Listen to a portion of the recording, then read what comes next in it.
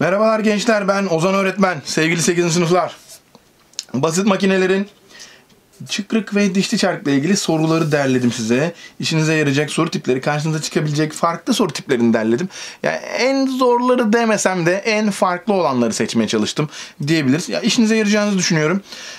Sıkıntılı olan, beğenmediğiniz soruları yazın ya da anlamadığınız soruları yazın. Hocam mantığını anlamadım diye aşağı yazın. Ben tekrar cevap vereceğim size, bakalım neler yapacağız. Evet, birazcık şıkları olmayan ne diyeyim, okul sınavı tarzı bir soru bu. Okul sınavı tarzı bir soru, değil mi?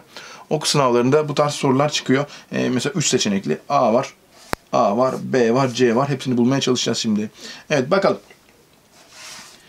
Şimdi birincisi, KLM kuyularından şekildeki P yükü çekiliyor. Şimdi burada P yükü var, P yükü var, P yükü var.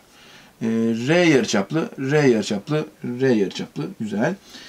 Bu kol 3R'ymiş. Bu kol R'ymiş. Bu kol 2R'ymiş. Güzel. Hangi kuyuda uygulanması gereken kuvvet en büyük olur? Şimdi hangisinde kuvvet kazancı daha büyük? Bak, burada kuvvet kazancı 3R bölü R. Burada kuvvet kazancı R bölü küçük R. Burada kuvvet kazancı 2R bölü küçük R diyebilirim. Peki en çok kuvvet kazancı nerede? Burada kuvvet kazancı en büyük olan yerde F en küçüktür. O zaman ben buna F1, buna F2, buna F3 dersem en küçük kuvvet F1'dir. En büyük kuvvet nedir? Kuvvet kazancının en az olduğu, yani burasıdır. O zaman F2 büyüktür F3. O da büyüktür F1 diyebilir miyim? Diyebilirim. Evet, sıraladık. Yoldan kayıpları sıralayınız. Yoldan kayıpları sıralayınız. Güzel. Yoldan kayıp. En çok yoldan kayıp nerede? En çok yoldan kayıp en fazla olan kuvvet kazancının en büyük olduğudur. Yani K. En çok kuvvet kazancı K'da olduğu için en büyük yoldan kayıp K'dadır. Sonra M'dedir. Sonra L'dedir diyebilirim. Evet, yoldan kayıpları da buldum. Kuyulardaki kolları bir tur döndürdüğümde P'lerin yükselme miktarlarını sıralayın. Çok güzel bir soru. Çok klas bir soru. Şimdi hocam ben bunu bir tur çevirirsem bunun çevresi kadar yükselir. Bravo. Bunu bir tur çevirirsem bunun çevresi kadar yükselir. Güzel. Bunu bir tur çevirirsem bunun çevre. Bak şimdi bu R, bu R, bu R. Bunların yarıçapları aynı. Çevreleri aynı. O zaman yükselme miktarları da aynı olacak, değil mi? O zaman K'nın yükselme miktarı eşittir L'nin yükselme miktarı eşittir M'nin yükselme miktarı diyebilirim. Evet, burada dongaya düşmedik gençler. Güzel bir soruymuş ama. Kim yazdıysa artık yani. Tebrik ediyoruz. İkinci soru. Burada da şık yok. Bu da okul sınavı tarzı bir soru. Şekilde verilen kuyu ve çıkrık düzeneğinde R uzunluğunda kol ile ancak dönmektedir. Yani F kuvveti uyguluyorum. R'yi döndürüyorum. Bu döndükçe bu dönüyor. Bu da yükseliyor, alçalıyor falan gibi bir durum var. Bakalım. Önermeleri okuyalım. R kolu bir tur dönerse R yarıçaplı silindir de bir tur döner. Bunların merkezleri çakışıklı, değil mi? Bak, şeyden de aklınıza gelebilir. Merkezleri çakışık olan materyaller aynı yönde, aynı tur sayısında döner. Tamam mı? Merkezleri çakışık olduğu için R kolunu bir tur döndürürsem R yarıçaplı silindir de bir tur dönecektir. Bir tur dönecektir. Yani doğru. R kolunun boyu uzatılırsa F kuvveti azalır. Evet. Bu R'yi ne kadar uzatırsam bunu çevirmem daha kolaylaşacak. Yani daha küçük bir F ile F üstü F1 ile, mesela bu F2 ise bu F1, daha küçük bir kuvvetle çekebilirim. İşim kolaylaşacak. O zaman bu da doğru. R yarıçapını kısaltırsam, yani bu silindirin boyunu kısaltırsam benim kuvvet kazancım artacak. Kuvvet kazancı artarsa çok daha küçük bir kuvvetle çevirebilirim ben bunu, ama burada F kuvvetinin artacağını iddia ediyor. O zaman 3 yanlış. 3 yanlış. Güzel. Sistemde her zaman kuvvet kazancı vardır. Evet. Her zaman kuvvet kazancı. Şu R yarıçapı büyük R, küçük R'den büyük olduğu sürece kuvvet kazancı vardır diyorum. Evet. 1, 2 ve 4. Benim doğru olan şıklarım. Devam edelim. Burada daha farklı bir soru. Çok farklı bir soru bu. Evet. Öğrencilerin en çok hata yaptığı, ben ne diyeyim, çok fazla deneme sınavına girdim. Çok fazla deneme sınavı inceledim. Bu deneme sınavlarında öğrencilerin bu tip sorularda kaçırdıkları noktalara vurgu yapmak için, bir daha kaçırmasınlar aynı tipleri diye yapmaya çalışıyorum ya aslında. Yani benzer soruları yapabilirim. Öğrenci yapacak öğrenci yine yapacak. Ama bu çok kaçırılan sorular üzerinde durduğum zaman bir faydası olduğunu düşünüyorum yani. O yüzden böyle bir soru yazdım. Bak, diyor ki yukarıda verilen basit makinelerden hangilerinde kuvvet kazancı yüke bağlı değildir? Evet, yüke bağlı ne demek? Şimdi ben yükü kaldırırsam kuvvet kazancını hesaplayabiliyor muyum? Bu önemli. Bak yükü kaldırdım. Bak burada da yük olacak. Buraya yük çizmemişim. Burada da yük olacak. Yükü kaldırdım. Kuvvet kazancını hesaplayabilir miyim burada? Bak desteğin arada olduğu. Hesaplayamam. Değil mi? Hesaplayamam. İmkansız. Yükü kaldırdım. Kuvvet kazancını hesaplayabilir miyim? Hesaplayamam. Çünkü burada kuvvet kazancı zaten yük bölü kuvvettir yani. O da gitti. Ama bak burada yüksekliğim h. Değil mi? Ben burada yükü kaldırdım. Kuvvet kazancını hesaplayabilir miyim? Hesaplarım. Yük yok. L bölü h'tır kuvvet kazancı. Evet bak burada hesaplıyorum. Süperim. Peki burada yükü kaldırdım. Yükü görme. Burada R var. Burada büyük R var. Kuvvet kazancım benim R bölü küçük R'dir.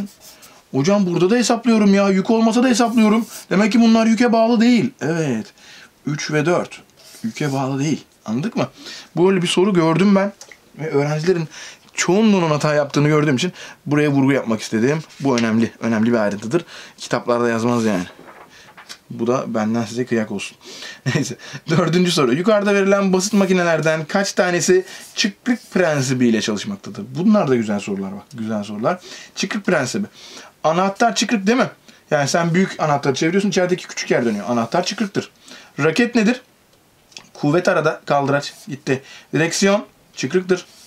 Evet. Kapı kolu çıkrıktır. El arabası yük arada, kaldıraçtır. Makas da destek arada, kaldıraçtır değil mi? Evet, bizi kandıramazlar. Hangilerinin çıkrık olduğunu biliyoruz değil mi? Çıkrıkta büyük silindir, küçük silindiri döndürecek. Yani büyük çember, küçük çemberi döndürecek diyebilirim değil mi?